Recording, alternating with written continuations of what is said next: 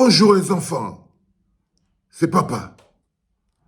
Mon mur est un asile psychiatrique à ciel ouvert et ma salle d'attente est toujours bondée. Bienvenue à la clinique les enfants. Ils nous sous-estiment, mais ils ont tort de nous sous-estimer. Dans une missive signée du porte-parole du collectif Amadou Bachirou, les jeunes de la région de l'extrême nord rejettent l'appel à la mobilisation lancé par El Hadj Boukar Abdourahim visant à réunir 100 000 jeunes en faveur de la candidature de Paul Biya.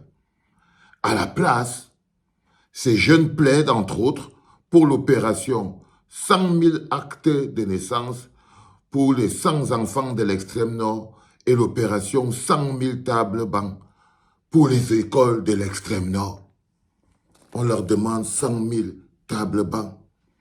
On leur demande 100 000 actes de naissance pour les enfants. Mais ce qu'eux ils veulent, c'est 100 000 toutous.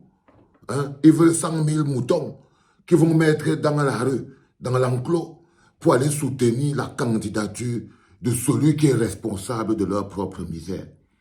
Ils ont toujours fait et ça a toujours marché jusqu'à aujourd'hui où un groupe de jeunes se lève et disent non. Ils nous sous-estiment. Nous allons leur démontrer qu'ils ont tort de nous sous-estimer. Ils disent que nous sommes faibles. Nous allons leur prouver qu'ils ont eu tort de penser que nous sommes faibles. Ils parlent d'une jeunesse corrompue, incapable de prendre en main son destin. Nous allons leur démontrer qu'ils ont eu tort de penser que nous étions cette jeunesse-là. Ils pensent que nous sommes bloqués au stade de population, que nous sommes dans l'embryon des populations malléables. Ils ont tort aussi, parce que c'est dans la souffrance que nous construisons notre peuple. Ils croient pouvoir être plus forts que le peuple, mais ils ont tort, les enfants, parce que le pouvoir appartiendra toujours au peuple. Ils croient pouvoir nous voler notre souveraineté, nous l'arracher, nous la confisquer et nous transformer en des assujettis de nos propres lois. Mais ça aussi, ils ont tort. Parce que cette souveraineté qu'ils manipulent et qu'ils utilisent contre nous, c'est nous qui la donnons, donc c'est nous qui pouvons la retirer.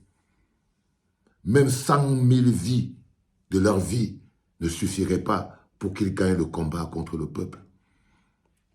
Même 100 000 années sur terre, pour chacun d'entre eux, ne serait toujours pas assez pour qu'ils remportent la victoire sur notre peuple. Nous avons notre mission à nous. C'est que notre travail, nous ne pouvons pas le laisser à faire à nos enfants. Nos enfants qui ont 15 ans, qui dans 7 ans auront 21 ans, 22 ans. Ceux-là ne doivent pas être en train de venir faire le travail qui consiste à faire partie Pomba. Ils ne doivent pas se retrouver en train de faire le travail que nous devons faire. C'est pour ça que nous, en 2025, nous devons faire notre part pour qu'eux, ils puissent continuer. Ils croient que c'est notre volonté. Non, c'est notre destin. Ce n'est pas une question de volonté, c'est une question de destinée. Qu'on reste debout ou qu'on reste couché, qu'on le veuille ou pas, le peuple s'impose de lui-même. Mettre en lumière ce nom, le nom des jeunes de l'extrême nord, le nom à cette mobilisation de 100 000 jeunes qui aurait encore paru comme une insulte. Multiplier des partages, multiplier des cœurs, multiplier de la force pour le jeune Amadou Bachirou. Qu'ils comprennent que les autres jeunes des autres régions du Cameroun ont compris le message. C'est quand vous aurez multiplié des partages et que vous aurez multiplié des commentaires et donné de la force, trouvé toute l'énergie nécessaire pour que la mobilisation échouée de Marois, que cela se rende compte que nous, ceux du centre, du sud, du nord, l'extrême nord, qu'ils ont compris le message. Qu'ils ont compris le message. Nous les ferons reculer. Pas parce que nous le voulons, Parce que nous le devons. Parce que nous le devons. Nous le devons à nos vies. Nos vies en dépendent. Notre responsabilité ne nous échappera pas. Parce que nous sommes fiers. Que notre fierté ait été noyée dans l'alcool. Que notre fierté ait été noyée au basique de la vie par une volonté politique ne veut pas dire que cette fierté n'existe pas.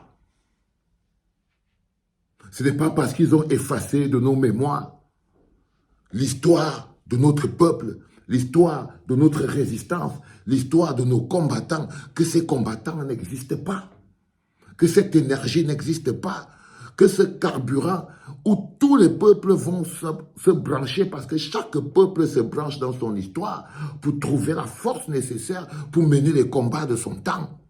Chaque peuple se branche sur son histoire. Et ce n'est pas parce qu'ils ont effacé cette histoire que cette histoire n'existe pas et qu'elle n'est plus la nôtre. Et qu'elle n'est plus la nôtre. Elle est toujours la nôtre. Cette histoire est toujours la nôtre. Ce pays est toujours le nôtre. Cette lutte est toujours la nôtre. La victoire sera à nous simplement parce que la victoire est toujours au peuple. Parce que la victoire est toujours au peuple. C'est nous qui donnons la loi. C'est nous qui leur donnons le pouvoir d'être la loi, de gérer la loi, d'organiser la loi. Et lorsqu'ils sont les premiers à nous mettre dans un état de non-loi, sous le règne de hors-la-loi, alors le pouvoir et la souveraineté doivent revenir au peuple. L'autodéfense devient légitime. Lorsque la loi est utilisée contre le dépositaire de la souveraineté, l'autodéfense devient légitime. Lorsque la loi, lorsque les institutions, lorsque les hommes censés protéger la loi et les institutions se dressent contre le dépositaire de la souveraineté, alors l'autodéfense devient légitime. Alors l'autodéfense devient légitime. Ces jeunes de l'extrême nord, ces jeunes de Marois, 100 000 jeunes qui disent « allez vous faire foutre », vous envoie un message clair. C'est qu'il y a de l'espoir, il y a de la force. Nous devons y aller et nous allons y aller. Bravo les gars. Vous m'avez donné de la force. Et je vous en remercie. Parce que même les batteries les plus fortes finissent par demander de la force. C'était papa.